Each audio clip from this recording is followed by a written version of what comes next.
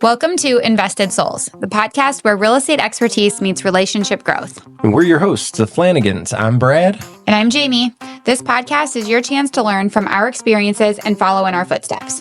Whether you're an entrepreneur, investor, or real estate professional, we've got the insights and strategies to help you elevate your wealth and achieve financial freedom. But it's not just all about real estate. We believe that thriving in life means nurturing the relationships that matter most. That's right. We'll be talking about how to balance your personal and professional life so you can create a fulfilling and prosperous future. So join us on Invested Souls and let's grow together in wealth, relationships, and success. Ready to elevate your life? Let's get started. Welcome to Invested Souls. Welcome back to Invested Souls. I'm Jamie Flanagan. I've got my husband, Brad Flanagan, here, and we have Zachary Gray on the show tonight. And he is actually, you and Brad actually have a lot in common. Just Brad hopped on the call a little late, so he missed a little bit of background story, but super cool. Zachary, I'll let you introduce yourself a little bit, but really went from like small portfolio to now has a partner. They have over 450 units. Is that right? And we'll dig into what scaling that has looked like and what hiring and the processes and systems that you've put in place to accomplish that. So welcome to the show. Yeah, thank you guys so much for having me on today. I'm really grateful to have the opportunity to kind of share some of my story, and hopefully it can provide some value to the people who are listening and who tune into your show. And kind of just hitting on a couple of the points that you mentioned in the introductory portion is that I think are important to note is I don't come from an affluent upbringing. Both my parents were blue collar individuals. I'm the first person in my family to go to college. I ended up enlisting in the military. I think that one of the things that I notice as sort of a commonality amongst the things that I have committed myself to and that I remain passionate about are I was in the military for 6 years. I worked as a personal trainer and opened a gym. So I'm very passionate about fitness. And then I became very passionate about real estate. And I think the thing that is really important to note is that in all three of those commitments, it requires an immense amount of discipline. It requires an immense amount of consistency. And it requires you to be able to creatively solve problems and trial and error and implement solutions. It's not always a linear path, and I think that you have to be okay with failure in all three realms, right?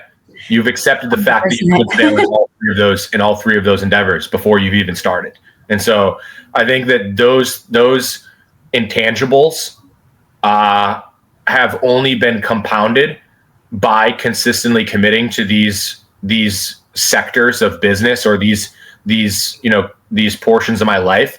And I think that compounding has created a calloused effect that has pretty much trampolined or propelled me into having success. Yeah. It was funny. I was listening today to a podcast and it said, our passions find us, we don't find them. And it really made me kind of reflect on the influences to me and how I found this curiosity, I guess you could say, about real estate. Have you sourced it back and thought of like where or when real estate was maybe introduced to you, even if it was years before? 100%. And I actually know exactly where. Nice. I was sitting in my living room at my parents' 2-bedroom apartment. I was probably between 7 and 10 years old. And, my mom said to me and my younger brother, you guys need to be on your best behavior because the landlord is coming to pick up their rent check. And, the guy comes in, my mom hands the person this money, and then the person leaves. And I asked a whole bunch of questions afterwards, and I'm like, wait, so I don't understand. Like, this is our house. So why are we paying this guy? Mm-hmm. And she's like, well, it's not that easy. Like, he owns the house and like we rent it from him and we pay him monthly to live here. And I'm like, well, like, why don't And so my mom was like, if you buy your own house, you make payments to the bank. But if you rent a house, you make a payment to somebody else and they pay the bank. And then normally, they're keeping a little bit for themselves for the project. And immediately I was like, well, how do we become that guy? Because I'm like, this person's making money from me living here. I'm like, that's the coolest thing I've ever heard of. And it started getting the wheels turning. And then as time went along, I realized this subconsciously much later on, that there were influential people in my life that were in some way, shape, or form involved in real estate. My grandfather was involved in real estate. I didn't know in what capacity. I found out that he owned, a small portfolio of rental units in a town that I grew up in. And I didn't even find this out until after he passed. My uncle, who was probably the most affluent member of my family, also dabbled in real estate and actually did not do very well. But I noticed that he had a pretty significant amount of resources. And then I think most importantly, in my fitness journey, when I became a coach, I coached in probably one of the most affluent submarkets of Boston. And Boston's probably one of the most affluent communities in the country. And I probably had 3 or 4 individual clientele that one person was the CFO for HUD. One person was badass. yeah. One person was a venture capitalist that predominantly invested in opportunity zones. And then I had another person who, not real estate related per se, but what he would do is he was an executive and he would go into failing companies, and then he would bring him and his team in, and then he would come in and then repurpose the company, improve performance, and then they would liquidate to private equity. And so I think between the 2 individuals involved in real estate, I saw a really conservative path in the HUD guy. I saw a really aggressive path and learned a lot about tax savings through the venture capital guy. And then the executive person was actually, there's a 4th person. There was a 4th person who he had family money, and his family owned hundreds of units in Manhattan. And so I saw the sit back and chill side of this person owning hundreds of units and having a portion of that in regards to his family. And then the last person was the executive.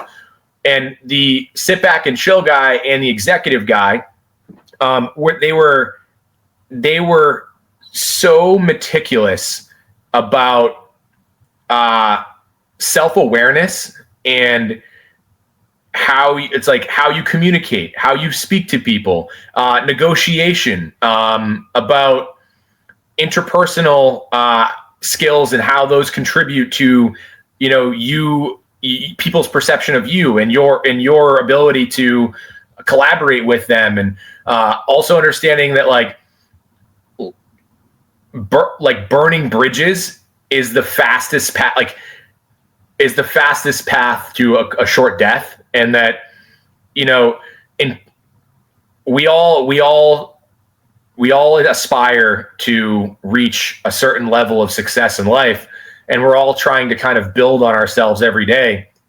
And, one of the things that you don't realize is that as you continue to, kind of develop, that your ability to your integrity and your reputation are the only thing that you cannot alter, change, or buy back or in any capacity.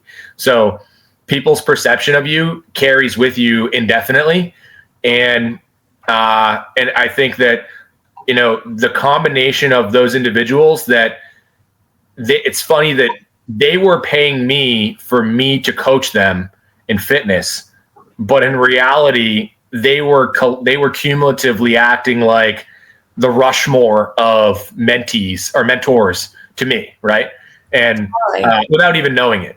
So I commend a lot of my personal development over my younger years to being able to have hours per week with some of these really prominent and successful people that helped, transform and shape my life. It's so true. It's amazing because that's something that comes up a lot, I think, as like in real estate in general. And it's like, you have to value the people's time that you're getting the opportunity to get to spend time with when they are at a level of success that you want to be. So I think for like listeners, if somebody is willing to give you their time, whether that's even if they're paying you but they're willing to give you their knowledge, like take that, because that's so valuable. And, don't miss those like opportunities. Don't take those for granted.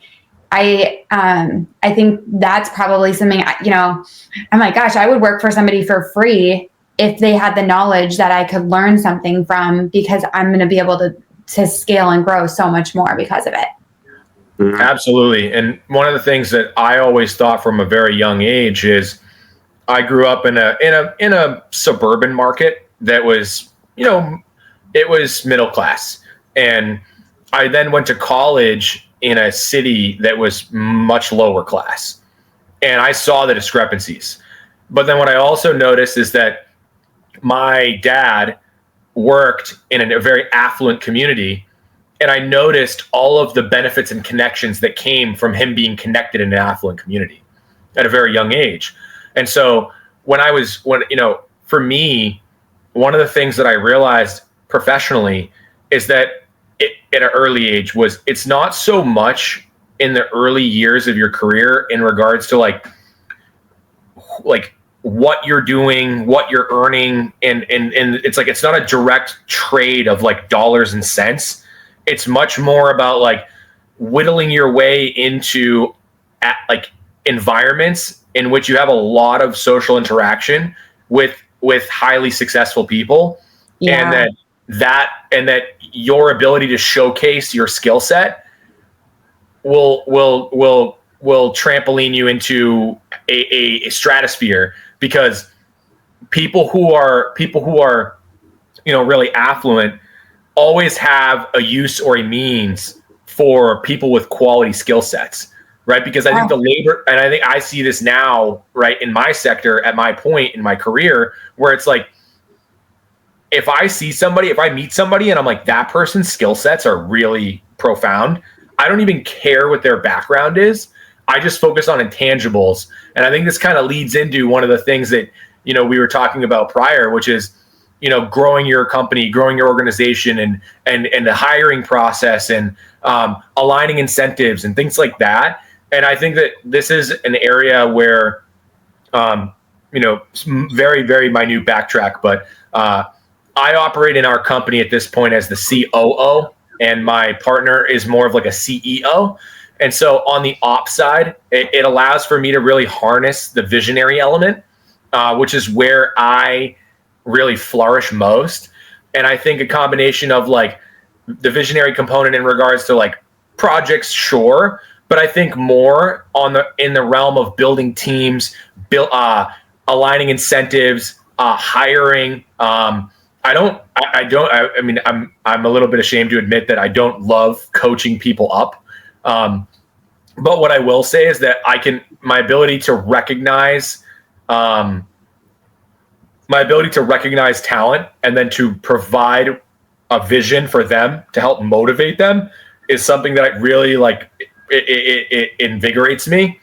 And I think that part of that is having not come from a lot, when I meet people who are used to being treated like a pawn when they are much more powerful than that, and I can see that, I think that they appreciate the recognition. And then I think likewise, I can see a little bit of how I felt in that same position. And I think providing people with those opportunities and allowing for them to kind of drive the car without guardrails, I think is really influential to them. And I think it's a really powerful way to build an organization, because people feel immense amounts of ownership and they appreciate your recognition of their skills and the opportunities that you're providing them.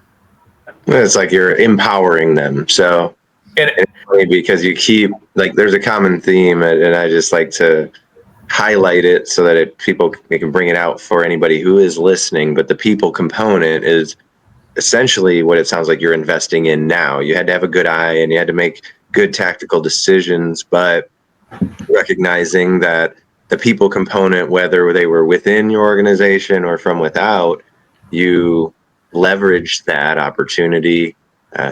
Today, I was actually talking with my team about the power of mastermind and communication.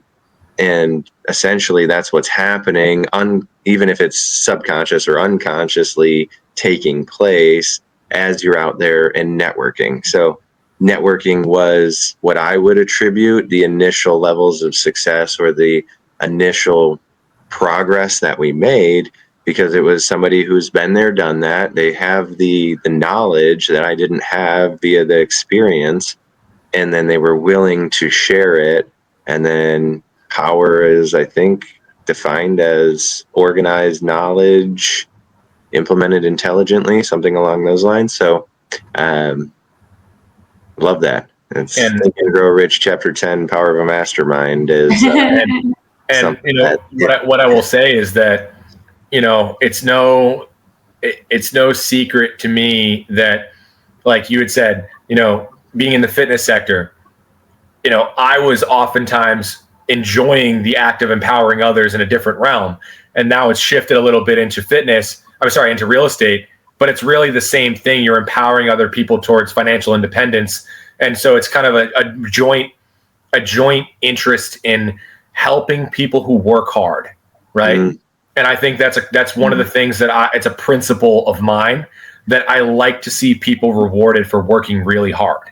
And I think that, you know, another point that you hit on in regards to the mastermind bit is like when I started attending real estate meetups in my local area, right?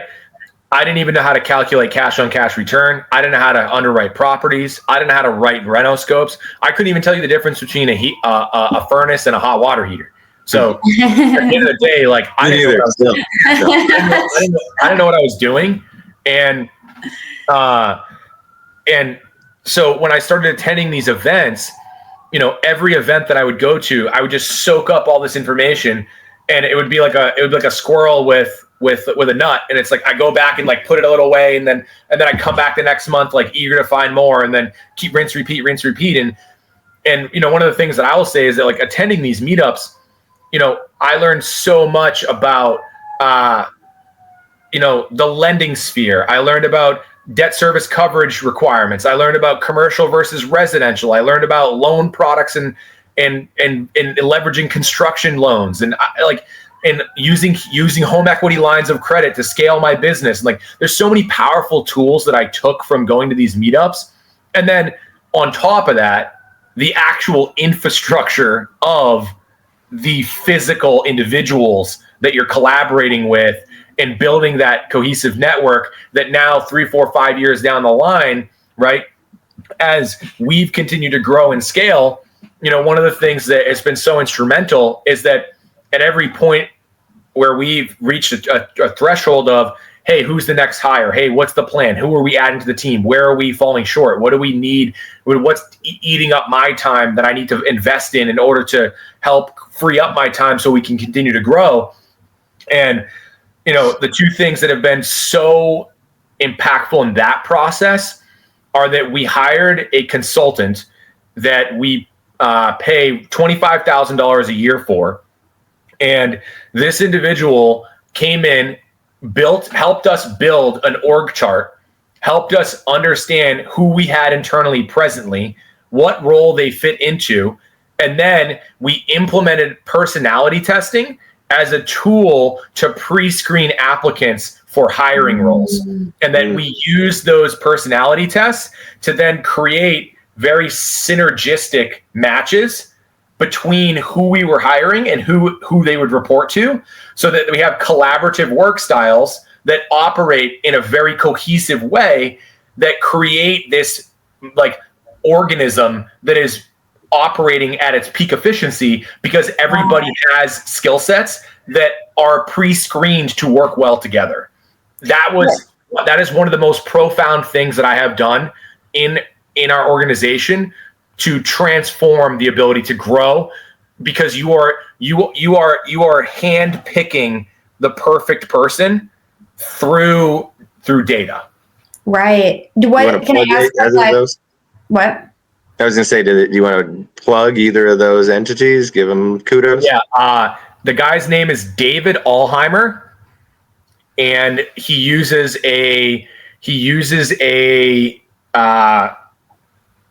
what's called the culture index. And basically what you do is you take your existing team and you have a 20-hour workshop. It's over 2 or 3 days.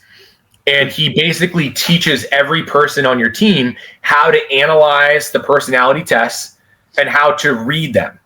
And then what's so interesting, what won me, is I was a little skeptical of this to start. I was like, yeah, like $25,000, and this guy's gonna like bring me like a personality graph. Like I'm like, all right, like let's table this for a second. Like, like what exactly am I buying? And so, we go to this roundtable seminar, over 2-3 days, and he pulls up all the personality tests for our entire team, 12 people in the organization. He goes person by person by person, and then goes pros and cons. Never met any of these people in his life. Goes pros and cons on work style, collaboration, communication, like down the list in every category, conformity, attention to detail, logic, EQ, IQ. And I'm just like, and every single bit of it was on the nose. And I'm like, this is absolutely insane. And I'm in. Like, if this guy's going to tell me to like stand on my head, I'm going to stand on my head. Like, I don't even know. How big was your team at the time? Like, how many people were involved in that process?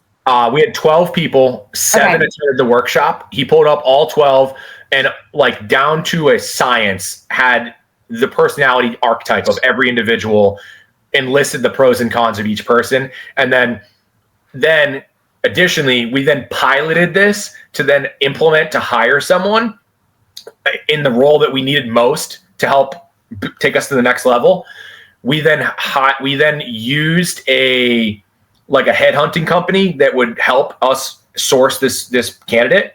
And the person that we identified then plugged into the organization and was immediately the most valuable resource that we had. And I was like, I just subscribe to this implicitly moving forward, and like, I don't need any more information than this. And since then, he meets with us bi-weekly. We go over what are the things that are sucking your time away as an operator, and what are your pain points in your organization. And then the most important thing he asks every single time is, what are the limiting factors that are preventing you from making more money? And so he directly ties it back to every single time, what is the ROI on your takeaway here? So it's not this like non-measurable, right? How do you feel about this? It's like, it's very calculated. It's like, you hired me on this date. This is what you've invested to date. This is the outcomes of your organization. And then let's cross compare. And so like, as a really like high logic, individual, I really like the element of like that he doesn't try to create this sort of like quantifiable metric system of like, how is this going? I think it's very concrete and very calculated. And then as we continue to grow, right, he constantly is looking at like the organizational structure, who reports to who, does it make sense? Like, what's your next need? Like that kind of thing. And like it's essentially having it's like having a life coach for your business, right? Like, and especially like for myself, like, I didn't grow up with entrepreneurial parents, and neither did my partner. And, my only experience as an entrepreneur is like me running a fitness facility and like being able to micromanage like 3 to 5 people. And like, once you get to a certain point, like you can't micromanage anymore. And, you have to rely on other people to carry out work in the form that you expect. And I think to that point, like my partner and I, one of the things that we realized through our personality test is that we are really, really high drive people, like really high gas pedal. Like we want to go 250 miles an hour regardless. And this is really off-putting to a lot of people. But one of the things that we found is that if you surround yourself in like bubble wrap of all these people that their main agenda is that like they are not 250 miles an hour people. They want to take orders from somebody else. They don't want to be in charge. And their main prerogative is organization and attention to detail. And you give them the freedom to create that. Now what you have is you have somebody who's empowered to create organization, and basically they're just running behind you, kind of like sweeping up the mess and helping plug all of the deficiencies that you have as like a Tasmanian devil who's like ripping through things like with reckless abandon, right? Oh, for sure. I'm definitely a Tasmanian devil. And it makes so much sense when you take enough time to break it down and think through it. But what happens is typically people think they need to hire people that are very similar to them, and they don't understand why they don't retain them. And it's one of probably the biggest difficulties that I see, especially in more of a sales role in the real estate industry specifically. So one of the things that we found is that when our first few hires, they were all high gas pedal people and had very similar archetypes. And so we work really well together. And then when we started to implement these other people in that were like not high gas pedal, like low conformity people, all these people who were getting brought in, they were like, where am I? Like, they're like, I don't want anything. You have entered the twilight zone. Yeah, exactly. And then, so what was really great is that you have a couple people who fell into those categories and that were working for us. And then we go into this seminar, and the guy who's running it comes in and he's like, here's your four people who are all high gas pedal people. And he's like, I bet the three of you who are attention to detail, he's like, you guys probably are losing your mind about the lack of attention to detail from these folks. And we were like, what do you mean? Like, we're like making moves. And then the guy was like, yeah, you're making moves, but like, you don't follow any of the rules. And like, these people are trying to implement rules. And like, it was really cool to see like this guy comes in and he's like hounding on you guys as the owners who have like built this great thing. And then like the low level employees are like, yeah, we need more. It's like, so like, it's like, then they buy in to like, hey, we have a shortage of this and we have an excess of this. We need more, right? We need more firepower to implement the rules and hone these people in, put the guardrails up. And like, I think that when they see that there's a plan, now they're like, all right, like I'm patient to sit here and methodically go through this because I know every time we get more resources, we're just pumping them in to that sector. And so I think it creates this organizational culture fit buy-in where they're really like, all right, I see the vision of where we're headed. And like, there are things that have, friction oriented work relationships that he hits on. And he's like, hey, listen, like this person is really good at X, Y, Z, and they're poor at A and B. And this other person gets annoyed that this person is poor at A and B. And it's like, the best situation here is like, don't get frustrated at this person being poor at A and B. Simply just support that they're good at the other three things, and vice versa. And it's like when you operate from a standpoint of like knowing somebody's shortcomings already, right? Rather than being like, why do they always do this? It's like what you should do is just not expect them to do the right thing in that sector. It's like oh yeah, that's Andrew. Yeah, it's like, that's Andrew. I know he's going to do the wrong thing in that sector, and we're going to hire somebody in the future to make sure that doesn't happen again. But like, I just got to deal with it for now, and it is what it is. And like, they get that. And I think that this short-term thing and then a short-term thing is super impactful that as time goes along, they see then when the actual change comes and then they have the environment that they want, they're like, oh man, this is what I'm talking about. Like, right? Yeah.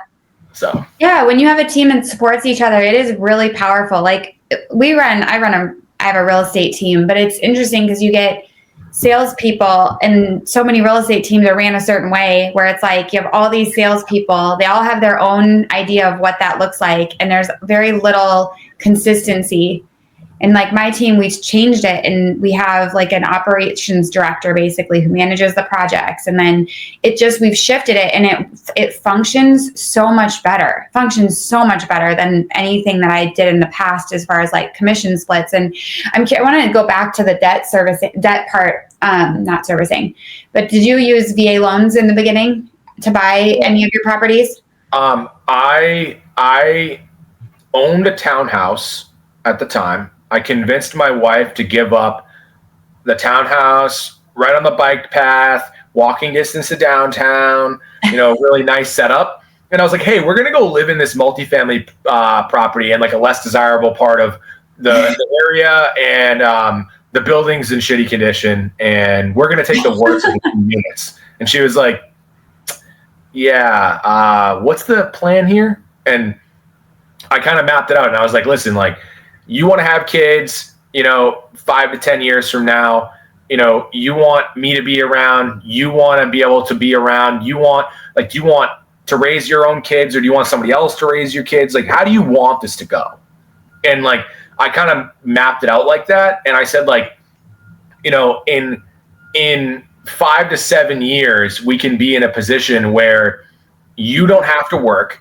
You can opt to, so I know that the most important thing is that if you ask my wife, what is the single most important thing that like you were meant to do on this planet, she would say, like, I am meant to be a mom. So that's awesome. Yeah. Yeah. So I think that like it was very important to her to be able to raise our kids. And like, I think that like I just don't want to misconstrue that it's like my viewpoint was like, yeah, you're going to stay at home and raise our kids, and like, I'm going to go. So the point that I'm hitting on is that I think that's what she wanted. And I think that she also wanted me to not have to work so much that I could also be around and be a participant.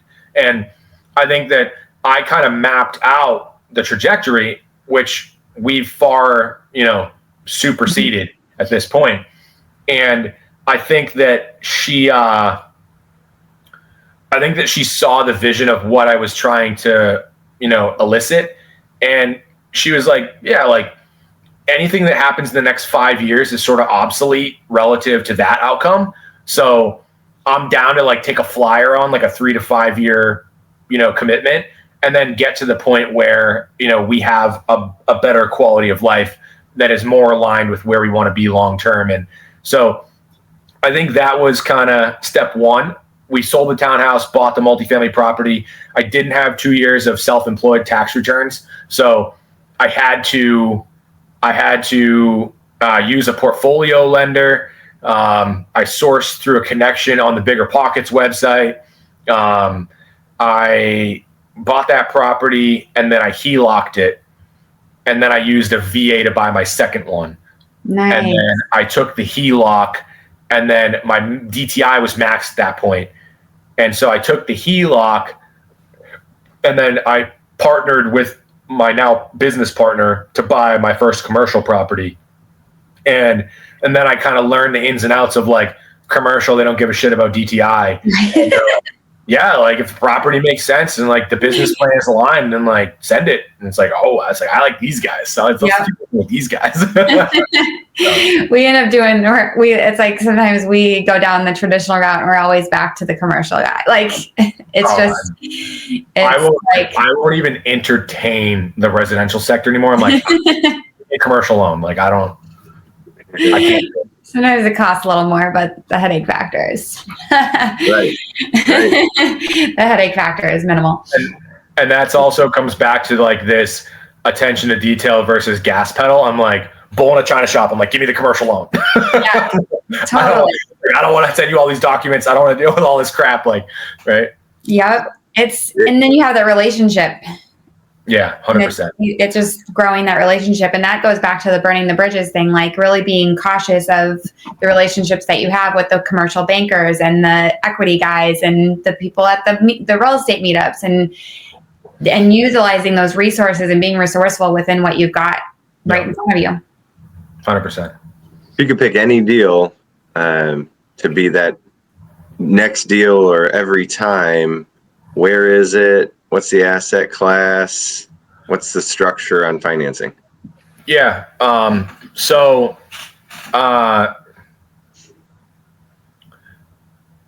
actually going to answer this question with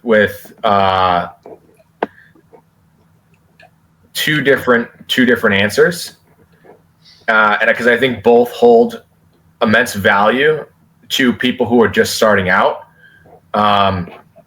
because they both hone in on being strategic with limited resources, which I think is really the name of the game, right? Most of us don't operate, from a standpoint of having, endless resources or capital, right? So I think that the first that I would hit on is doing a commercial-based construction loan, targeting properties that are inefficiently run or in poor condition, or both. And so habitually this, what your avatar is an individual who's somewhere between 40 and 70, has owned the property for quite some time. The property has, more than probably 30 or 40% equity. The property is somewhat distressed and the rents are below market, and you go into a bank, you seek out a commercial loan, but the key component here is the construction element. And the reason being is that, when we raise capital for deals, we're oftentimes paying investors a minimum of an 8% preferred return on their money. And so why this is important is that when you are getting lending from a bank, at least in our market right now, lending is somewhere in the sixes right now, 6.5. And so if I'm getting lending at 6.5, right, for every dollar that I get from the bank in construction, right, I'm paying 6.5% interest on it instead of 8% to an investor. So the first thing is, do you even have access to the funds from investors, right? So I think that's the question, is that do you even have the resources to get the property to optimization, right, through raising capital? And the answer is probably not. I think the other piece is that when you're buying property that is underperforming in the form of low rents, right, unless you get a construction loan from the bank, they're going to look at day one what your rent roll is relative to your debt service, and they're going to say you're going to have to put too much money down, in which you don't have it. So the way to troubleshoot this and to not have to bring too much money down when you go to buy that property, that's a great opportunity, is to request a construction loan and then map out your business plan as to how you're going to get the property to optimization. And that by doing this, what you allow for is, first off, it allows for you to obtain interest-only payments habitually for at least 12 months, which drives down your monthly mortgage payments. You're now getting a bankroll of funds that you can tap into to strategically upgrade the property to meet your pro forma rent roll, right? Yeah. And then you systematically use those funds over the course of the first year to achieve your end business plan of hitting that end game rent roll. And ultimately, in the commercial sector, when you're driving, the more money that you can derive from that property and the more that you can whittle down expenses long term, the more that you are going to inflate the value of that property. And Absolutely. So anything that you can do, whether that be converting shared heat back onto the tenant, or whether it be cosmetically enhancing the units to garner higher rents, right? there's a multitude of avenues that you can pursue. Maybe you add additional storage space by partitioning off the basement and renting it out to the tenants. There's so many avenues here, but could be taking extra square footage and adding bedrooms, right? There's plenty of avenues here that you can juice the valuation of the building, and that is going to allow for you to create so much more equity. And it's also going to minimize the amount of money that you have to bring down to buy that same deal than if you simply just bought it commercial with a normal loan, no construction component.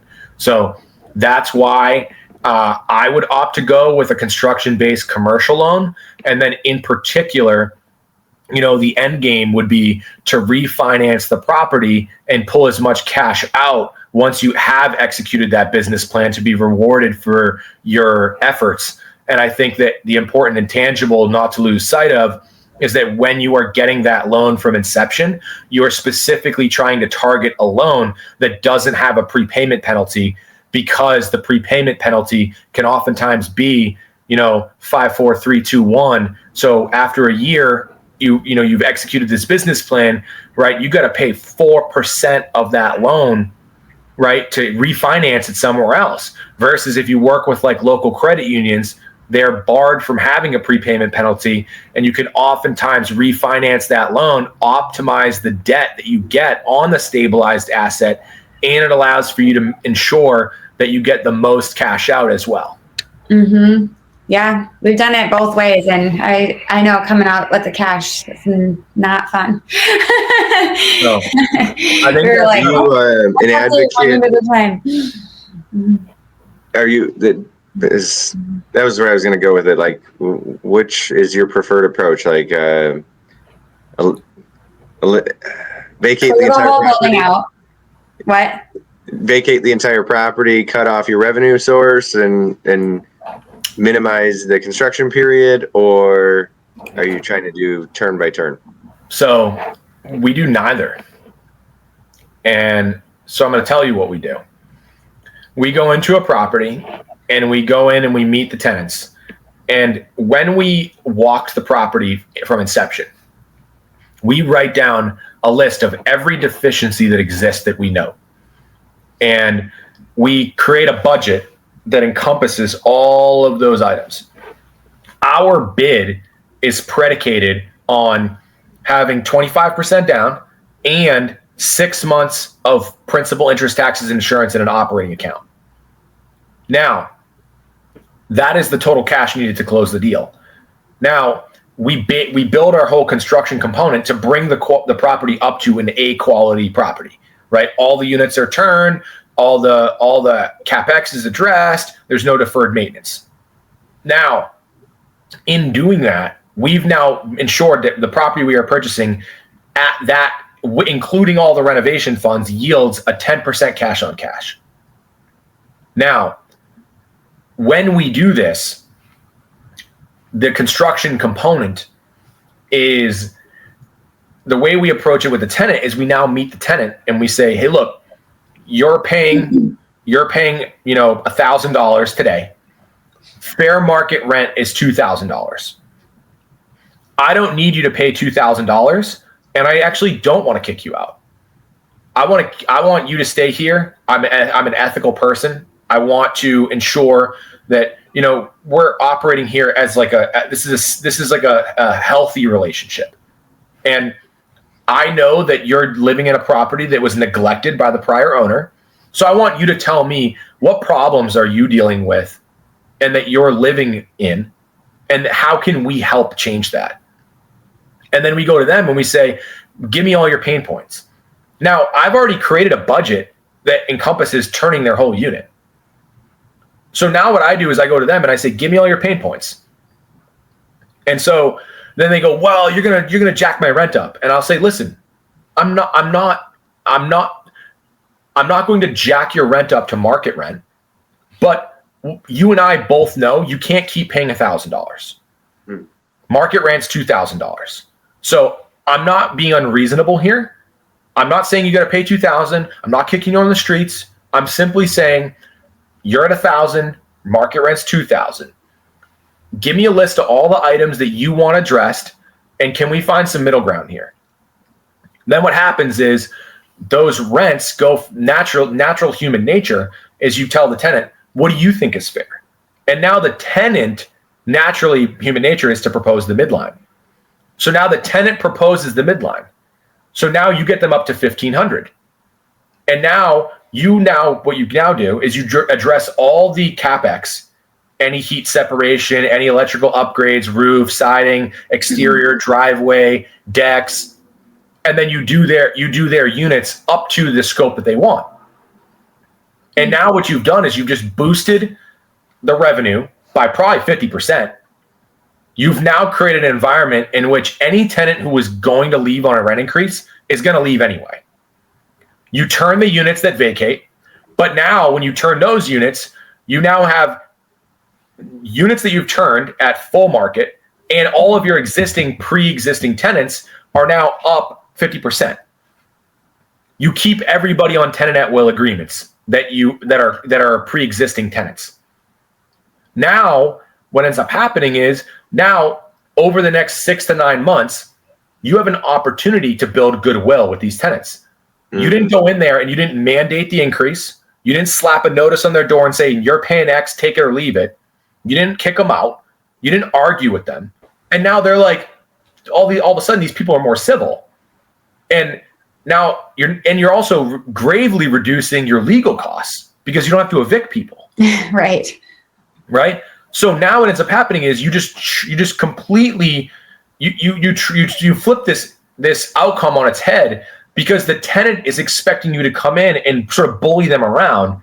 And then you come in and you're like, I'll be reasonable with you. I'll fix your unit up. And you just got to be reasonable with me. And they're like, okay.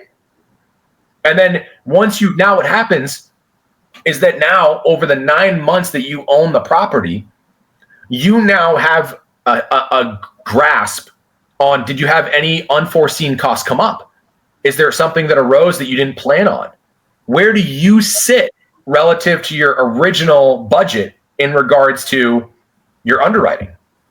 And if you're going into month 9 with a prominent amount left in your construction budget, you know that at month 9, when you go to, what we do is we then go have the same conversation again.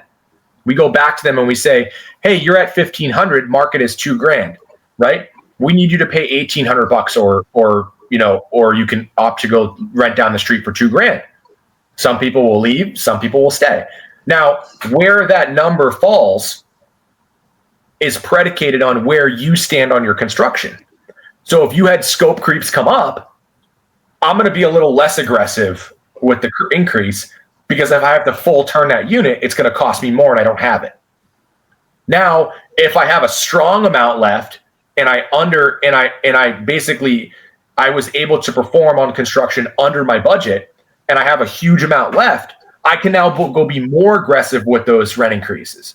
Mm-hmm. The benefit here is that you are rewarded for being cost conscious on the reno, because if you have ample resources, you can aggressively push the rent.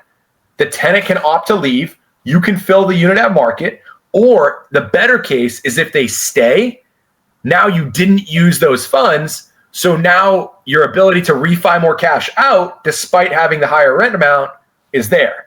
And so this is where it comes back to, like, it's a systematic, strategic approach to mitigating conflict, ensuring, and you get checkpoints along the way to ensure your business plan hits to fruition. Yeah, I love that. That's smart.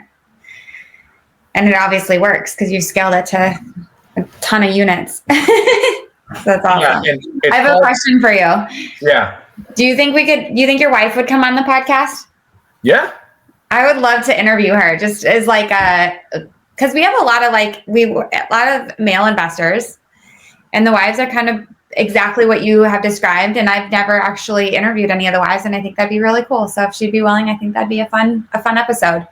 Okay, so we'll end on this note. What's a book, a recommendation, one piece of advice you'd give somebody, just kind of a quick nugget? Anytime that you think of something that you need to do, write it down. create a never-ending list of things that you need to do. And some people can find this to be overwhelming, but one of the things that I want you to think about is that there's so many, life is a never-ending, what's the word I'm looking for?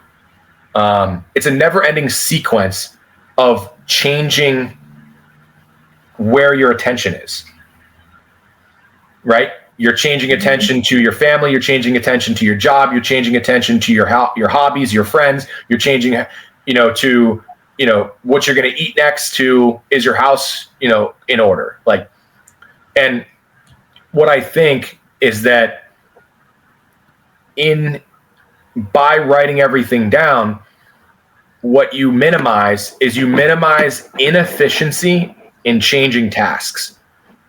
Because you don't have to think about, what was that thing I thought? What was I supposed to do next?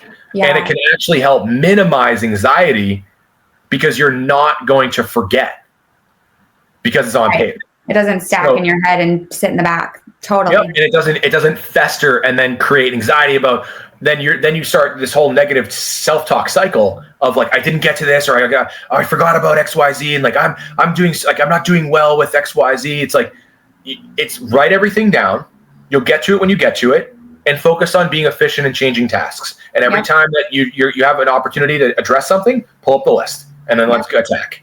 And I think that this has been so instrumental in helping me compartmentalize all the different variables of my life and being able to maintain some level of continuity without interruption. I think that would be one of the pieces that I would hit on. I think the next thing that I would hit on is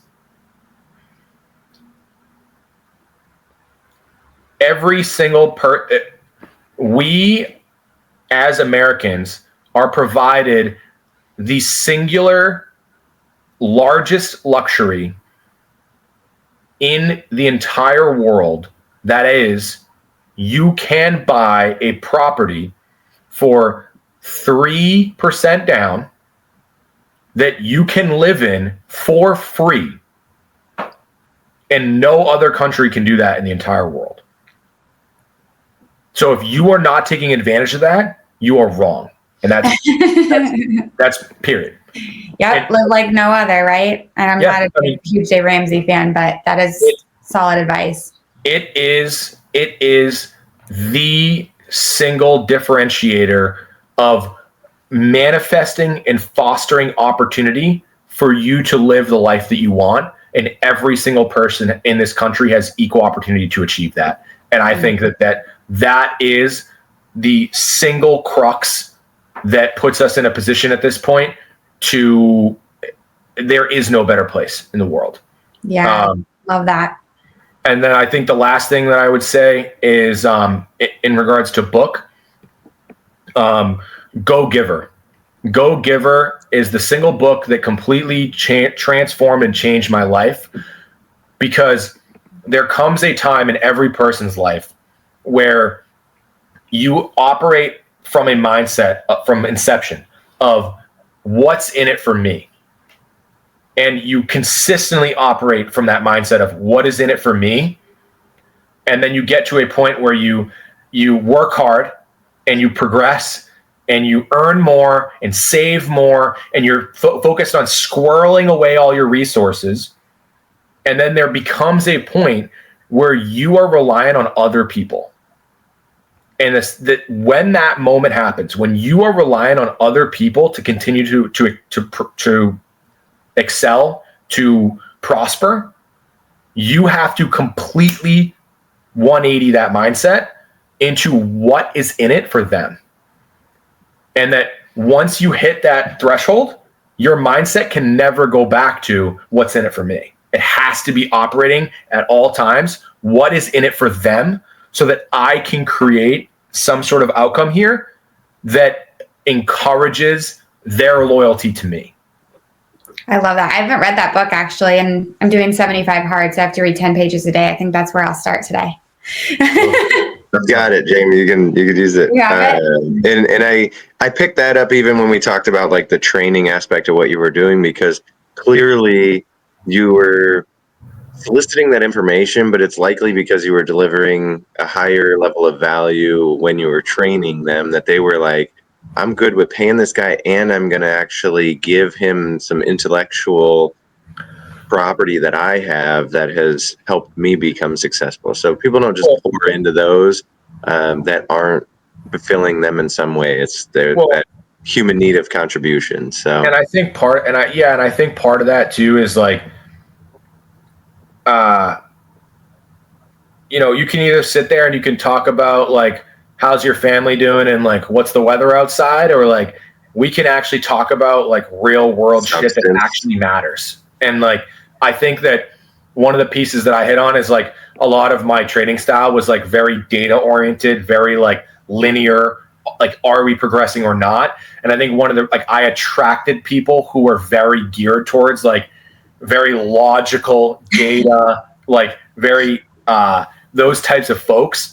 So it sort of fostered that type of conversation, because like we both had those commonalities. Zach, awesome to meet you, my man. Yes, thank you so much for coming on. Absolutely, thank you guys. Appreciate you. And then I think we'll have it in the bio, but we'll connect if somebody wants to get in touch with you. We'll put all your socials, or however, what's the best way to get in touch with you? My handle on Instagram is at the 1099 mindset. Love it. All right, I'll go follow you today. I'm probably following you already, but I'll go follow you if I'm not. Awesome. Thanks, guys. Thank you. Thank you.